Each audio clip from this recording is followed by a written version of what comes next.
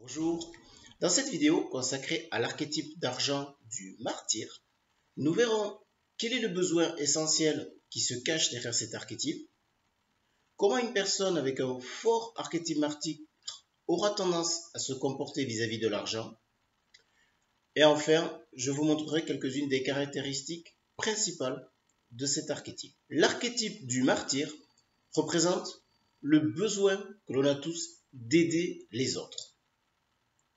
Les personnes chez qui le martyr est extrêmement dominant sont tellement occupées à prendre soin des autres qu'elles en négligent souvent leurs propres intérêts et leurs propres besoins financiers. Et ce qui pourrait, à premier abord, sembler comme de la générosité, est en réalité bien souvent assorti de conditions implicites.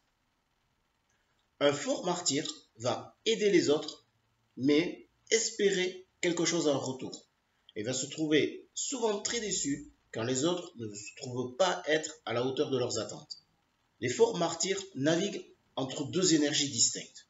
L'une qui cherche à avoir le contrôle sur les circonstances extérieures et les autres, un peu comme l'archétype du tyran, et de l'autre, celle qui est proche d'une personne blessée ayant besoin de l'attention des autres, un peu comme la victime. Comme les victimes d'ailleurs, les martyrs vivent souvent des hauts et des bas et voient plutôt le verre à moitié vide que le verre à moitié plein.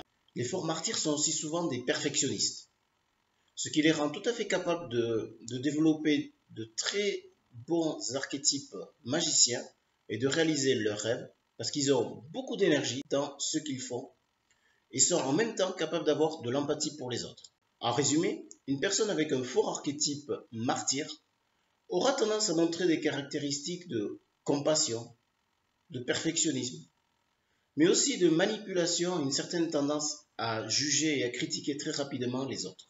Nous avons tous au fond de nous le besoin d'aider les autres, et donc un archétype martyr plus ou moins sain. Il en va de même pour les 7 autres archétypes d'argent.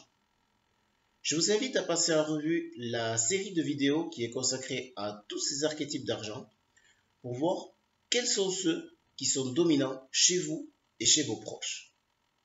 À bientôt!